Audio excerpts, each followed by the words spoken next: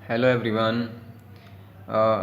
हम मैट्रिक्स के question solve कर रहे हैं, उसी कंटिन्यूशन में ये एक नया क्वेश्चन है। और मैट्रिक्स के क्वेश्चन हमने लास्ट वीडियो में सॉल्व किए हैं। अगर आपको और ज़्यादा क्वेश्चंस देखने हैं सॉल्व एंड उनको कैसे इजीएस्ट मेथड से हमने सॉल्व किया है, तो आप मेरी बाकी प्रीवियस वीडियो देख सकते हैं। उसी कंटिन्यूशन में एक वीडियो ये भी है, इसमें हम और क्वेश्चन सॉल्व करेंगे जो TGT, PGT, DSSB and KVC exams में आ चुके हैं प्रीवियस ईयर्स में। सो देखिए क्वेश्चन क्या है, the largest eigen value of the matrix is. इसकी लार्जेस्ट आइगन वैल्यू बतानी है, ठीक है। तो वैसे तो आप इसकी जो कैरेक्टरिस्टिक इक्वेशन है उससे लिखें, वहाँ से लैम्डा की वैल्यू निकालें, लेकिन नहीं, वो एक लेंथी प्रोसेस है। सिंपल जब भी आपके पास अपर ट्रायंगुलर मैट्रिक्स गिवन है या लोअर ट्रायंगुलर मैट्रिक्स गिवन है, अपर ट्रायंगुलर मैट्रिक्स या लोअर ट्रायंगुलर मैट्रिक्स वो होते हैं जिनके डायगोनल के ऊपर ज़ीरो हों, नीचे नॉन ज़ीरो हों, या नीचे ज़ीरो हों, ऊपर नॉन ज़ीरो हों, ठीक है। जैसे ये हम देख रहे हैं यहाँ पर जो ट्रायंगल फॉर्म हो रहा है, नीचे फॉर्म हो रहा है, ठीक है, मतलब ज़ीरोज़। तो ये एक लोअर ट्रायंगुलर मैट्रिक्स है, ओके। अगर यहाँ पर इसके जो डायगोनल है ये भी ज़ीरो हो जाते तो स्ट्रिक्टली लोअर हो जाता है उस कंडीशन में, ठीक है। सो जब ये इस टाइप के मैट्रिक्स गिवन हो, अपर ट्रायंगल या लोअर ट्रायंगल मैट्रिक्स गिवन हो, तो जो उसके डायगोनल पे एलिमेंट होते हैं, ओके गाइस, जो डायगोनल पे एलिमेंट होते हैं वही आइगन वैल्यूज़ होती हैं। सो इस केस में अगर हम देखें तो हमारे पास आइगन वैल्यूज़ क्या क्या हो जाएंगी। ये कितना इजी क्वेश्चन है और ये पीजीटी में पूछा गया था। Eigen values of the matrix क्या क्या हो जाएंगी। Eigen values of the matrix are 2, 5 and 4, ठीक है। मतलब डायगोनल के जो एलिमेंट है वही आइगन वैल्यू है। इनमें लार्जेस्ट कौन सी है? 5 is the largest value. So A option is correct, okay. Simple question है, कुछ करना ही नहीं है, किसी लेंथी प्रोसेस से नहीं जाना है। सिंपल देख लीजिए, डायगोनल पे जो एलिमेंट है वो आइगन वैल्यू, लेकिन कंडीशन ये है कि जब अपर ट्रायंगुलर या लोअर ट्रायंगुलर हो। सिंपल अगर मैट्रिक्स गिवन है वो लोअर अपर ट्रायंगुलर नहीं है तो उस कंडीशन में हम ऐसा नहीं बोलेंगे। उस कंडीशन में ये फिर तो हमें वही जो हमारे पास a माइनस लैम्डा आई का रूल है इक्वल टू 0, इससे फाइंड करना होगा। वहाँ से जो लैम्डा की वैल्यूज आएंगी वो फिर हमारी आइगन वैल्यूज आएंगी, उनमें जो लार्जेस्ट होगी वो आंसर होगा। लेकिन अगर अपर ट्रायंगल लोअर ट्रायंगल लेंगे तो फिर ऐसे कर सकते हैं। चलिए नेक्स्ट क्वेश्चन की तरफ चलते हैं। ओके, देखिए नेक्स्ट क्वेश्चन क्या है। If the matrix A is given such that A equal to 2, 1, 2 minus 4, 7 is a column and 1, 9, 5 is a row. So A is the multiplication of two matrix, which one is row matrix and which one, and another one is a column matrix. Okay, and the product is given by A. Then determinant of A is equal to what? तब उसका determinant क्या होगा? तो यहाँ पर दो matrix का product जो है वो मैट्रिक्स ए के बराबर है। पहले इसको ए मैट्रिक्स को हम इनका दोनों मल्टीप्लाई करके कंप्लीट मैट्रिक्स फाइंड करेंगे, उसके बाद उससे रिलेटेड उसका हम डिटरमिनेंट फाइंड कर लेंगे, तो वही इसका आंसर होगा, ठीक है। ये 15 में आया था पीजीटी में क्वेश्चन।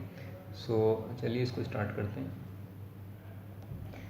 तो क्या दिया हुआ बेसिकली आपको, पहले ए मल्टीप्लाई आप कर लें इसको। ए इक्वल टू गिवन है 2 माइनस 4 एंड 7 और इंटू 195, ये दो मैट्रिक्स का मल्टीप्लाई है। तो क्या हो जाएगा भाई, मल्टीप्लाई करो, कितना हो जाएगा। यहाँ पर 2 का मल्टीप्लाई करेंगे 2, फर्स्ट रो फर्स्ट कॉलम वाले मेथड से हम कर रहे हैं, ठीक है।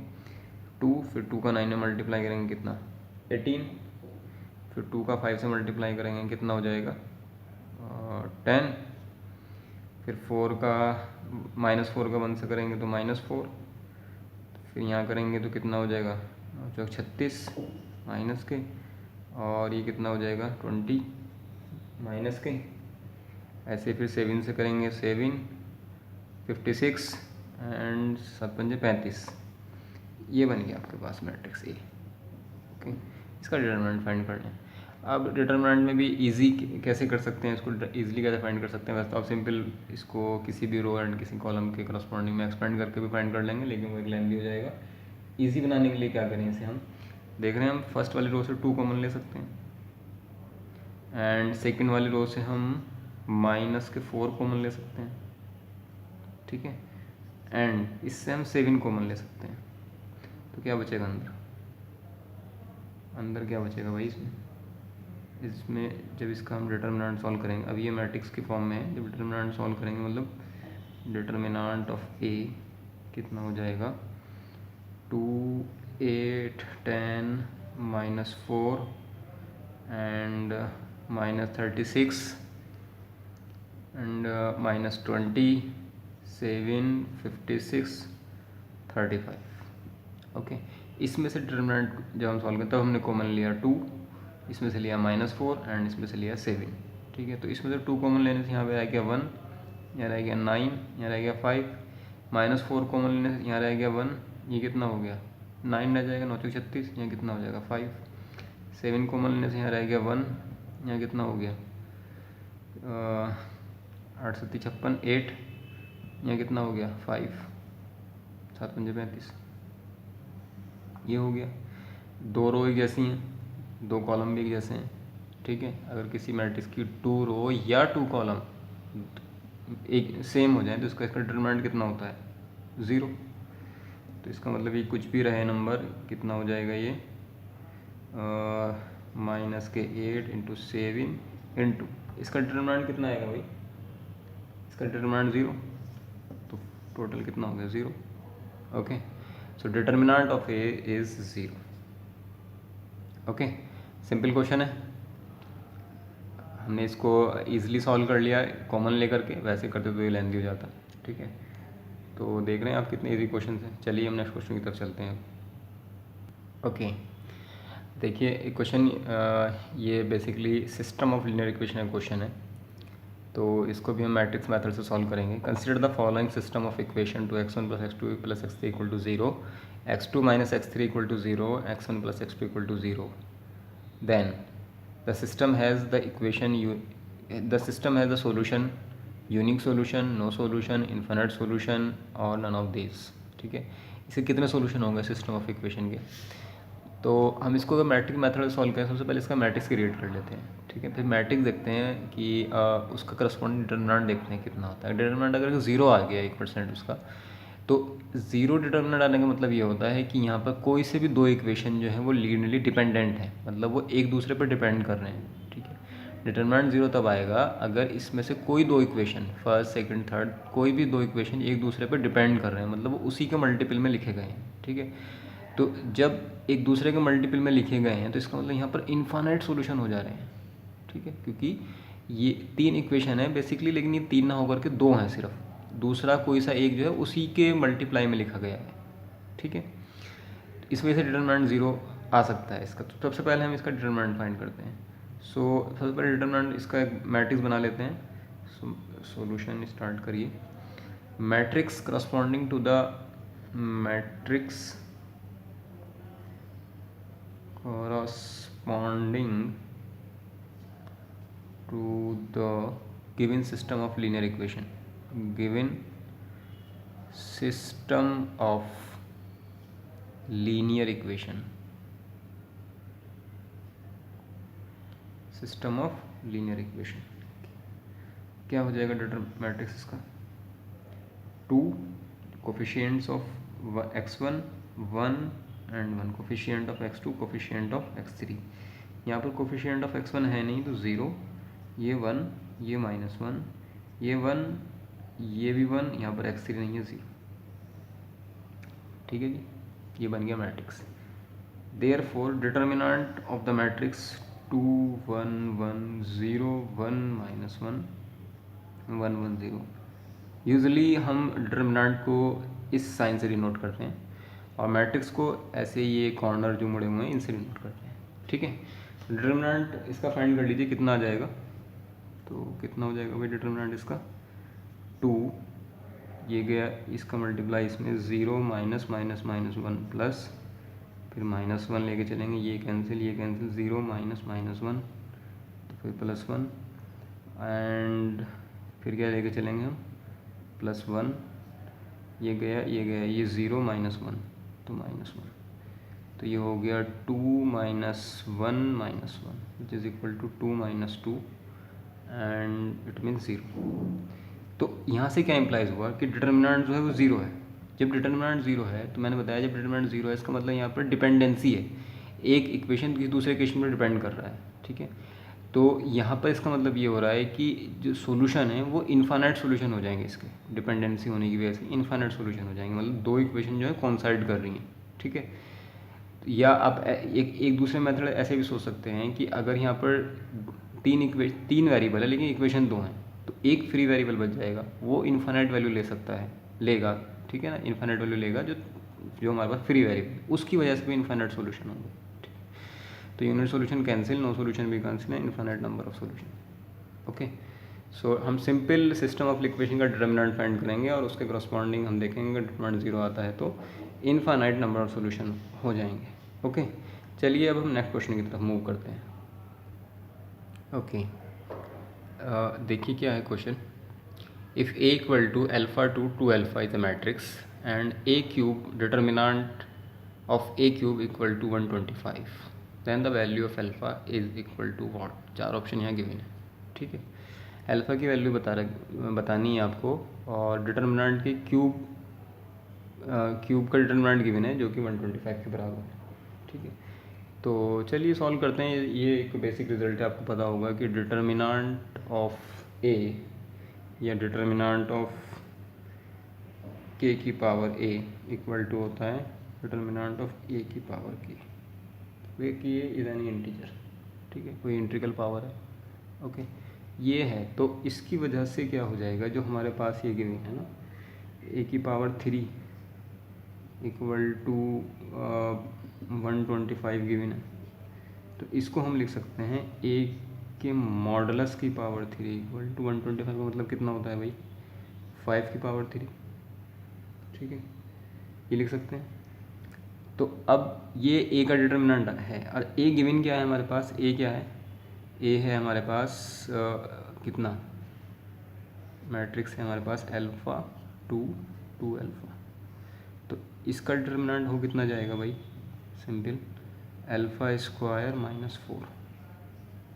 ओके, ये हो गया। सो ये हो गया हमारे पास अल्फ़ा स्क्वायर माइनस 4 की whole power 3 equal to 5 to the power 3। Okay, which is इसको आप ब्रेक कर लें, कितना हो जाएगा ये alpha square minus 4 equal to 5 implies that alpha square equal to 9 implies that alpha equal to plus minus 3।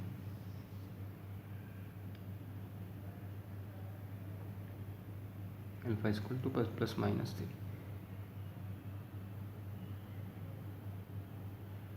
Okay, देखिए एक नया क्वेश्चन है, ये भी पीजीटी में आ चुका है,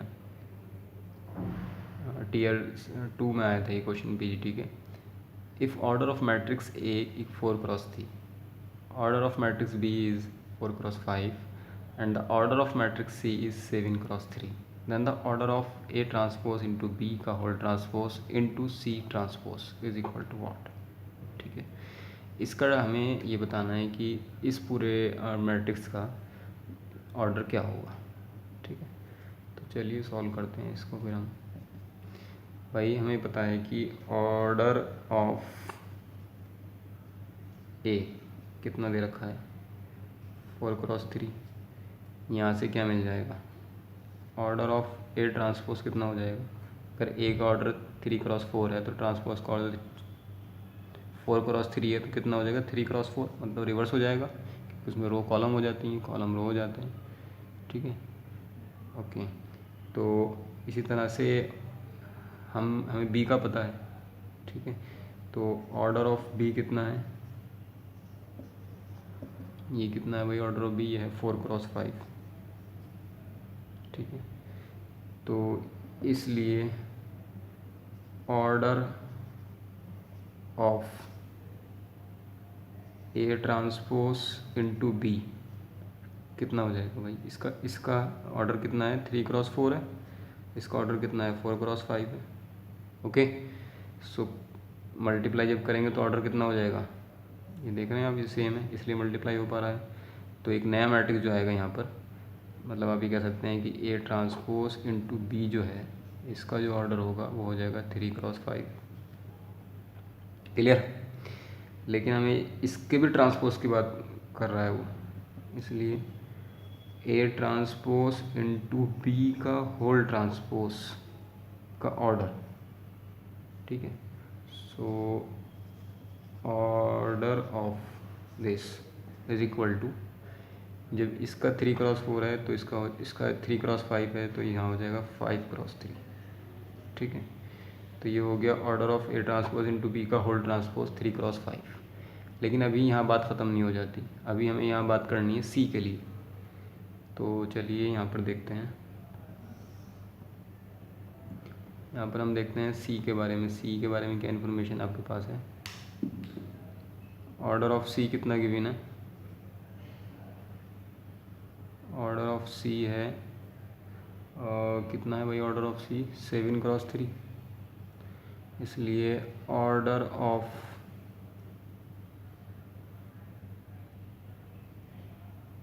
सी ट्रांसपोज कितना हो जाएगा 3x7 रिवर्स, ठीक है।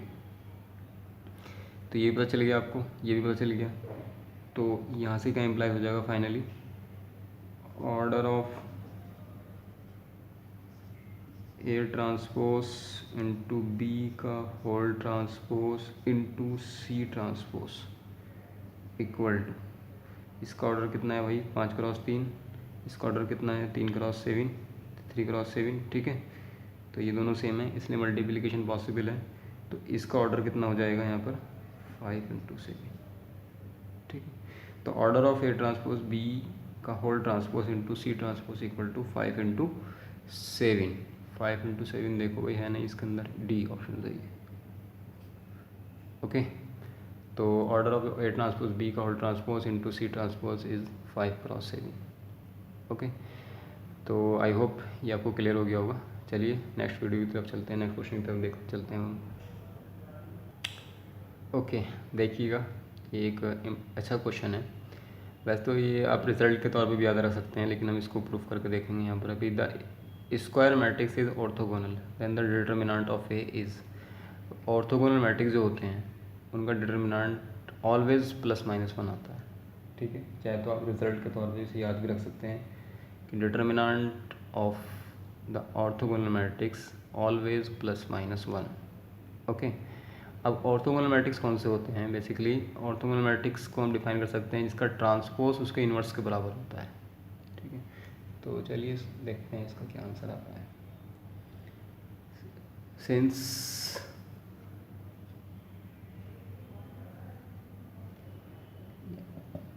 A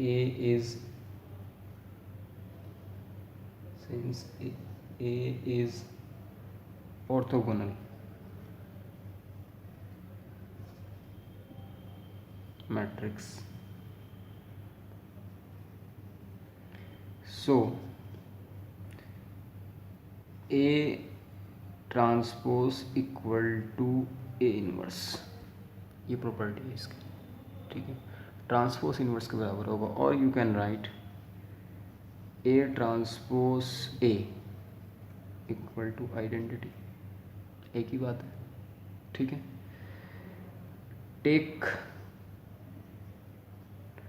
taking determinant both side,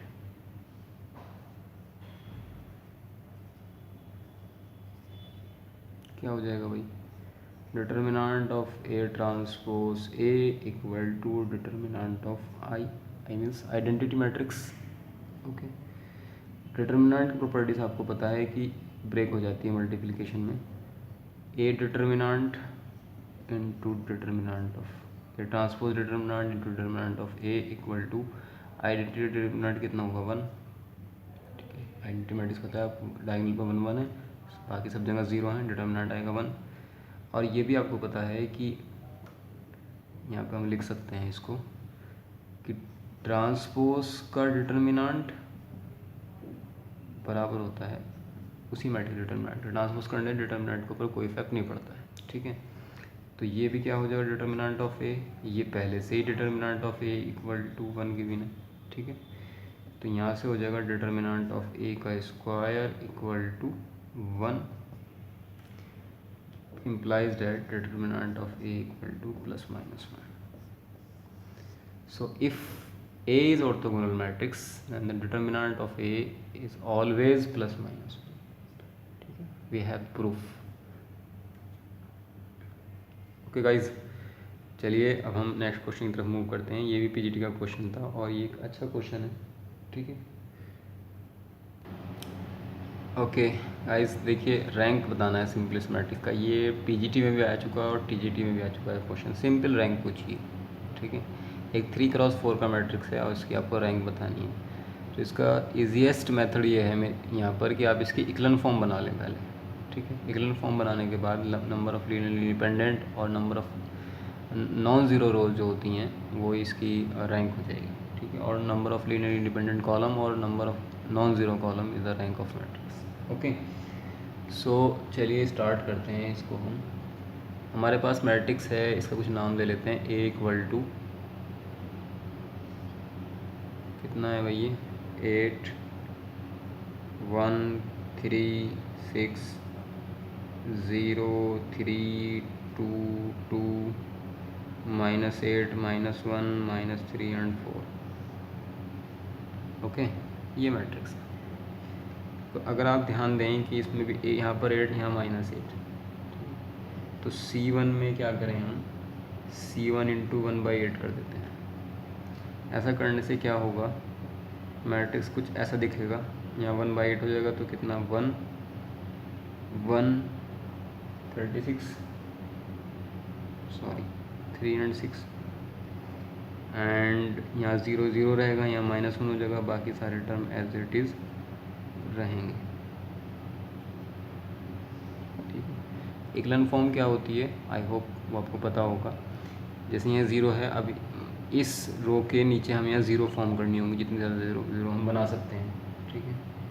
तो अब देखिए इसमें 0 हम कैसे बना सकते हैं। अगर मैं यहाँ पर ये रोज़ को R1 R2 R3 C1 C2 C3 C4 इनको कॉलम्स के नाम है, ठीक है। तो अगर मैं यहाँ पर R3 में, इस वाली रो में R3 में मैं अगर पुट कर देता हूँ कितना R3 + R1, इन दोनों को ऐड करने 0 बनना ना, या 0 बनना, इस वजह से करते हैं इसको। तो देखिए क्या मिल जाएगा आपको, 1 1 3 6 as it is, 0 3 2 2 as it is. R3 में लगाया ऑपरेशन, तो 1 + 1 0 1 + 1 0 3 + 3 -3 0 एंड ये हो जाएगा 10। कितने नंबर ऑफ ज़ीरो यहाँ पर हमारे पास बन गए, ठीक है। तो अब ये थोड़ा इजी हो गया इसका आपको डिटर्मिनेंट फाइंड करना, ठीक है। तो अभी और भी हम यहाँ पर कर सकते हैं। यहाँ ये 10 आ रहा है, इसको पूरे रो को डिवाइड कर दें आप 1/10 से, ठीक है। और इसमें यहाँ पर 3 का मल्टीपल आ रहा है, तो इसको 1/3 से डिवाइड कर लें आप, ठीक है। R2 में रख दें, R2 × 1/2 1/2 कितना रखें यहाँ पर, R2 × 1/3, ठीक है। तो आप रख दें यहाँ पर कितना, R3 में तो सिंपल सी बात है, आप क्या रखें, R3 का ही मल्टीप्लाई करके 1/10 से पुट कर दें, ठीक है। और R2 में क्या रखें आप, R2 में क्या रखें आप, R2 × कितना R2 × 1/3, ठीक है। तो क्या मिल जाएगा मैट्रिक्स आपको ये ऑपरेशन लगाने के बाद। यहाँ तो 1 1 3 6 ही रहेगा भाई, फर्स्ट रो में कुछ नहीं होगा, सेकंड रो में चेंज हो जाएगा, 0 यहाँ 1 हो जाएगा। इक्लन फॉर्म बनानी तो यहाँ 1 चाहिए हमें, यहाँ कितना हो जाएगा जी 2/3, और यहाँ पर कितना हो जाएगा, ये भी 2/3 हो जाएगा। 0 0 0 एंड 1 बन गई इक्लन फॉर्म, ठीक है जी। अब ये देख रहे हैं आप, ये सब डायगोनल पे 1 1 है और इसके नीचे 0 हमने बना लिए हैं। हमें ये फॉर्मेट बनाना था बेसिकली, ठीक है। इसी को हम इक्लन फॉर्म बोलते हैं। जब इक्लन फॉर्म आ गए भाई, इसमें आप देखिए number of non zero row कितनी है, ऐसी रो जो ज़ीरो नहीं है। ये भी ज़ीरो नहीं, ये भी ज़ीरो नहीं, ये भी ज़ीरो नहीं, एक तो बना रहा ना इसके अंदर, तो ये भी नॉन ज़ीरो हो गई। So rank of the matrix, rank of the matrix is number of non zero rows which is equal to 3। तो इसका मतलब क्या हुआ, rank of matrix is 3। So C option is correct. Okay guys, so I hope ये आपको clear हो गया होगा रैंक कैसे फाइंड करते हैं अगर हमारे पास नॉन स्क्वायर मैट्रिक्स गिवन है। उस कंडीशन में थोड़ा सा टेडियस हो जाता है वैसे सिंपल मेथड से जाना। सो अगर आपको ये वीडियोस पसंद आए हैं तो प्लीज़ लाइक करें इस वीडियो को एंड मेरे चैनल को सब्सक्राइब करें और अपने फ्रेंड्स के बीच में इसको शेयर भी करें। ओके, और ये आपको वीडियो कैसा लगा प्लीज़ मुझे कमेंट सेक्शन में ज़रूर बताएं। Okay, thank you so much.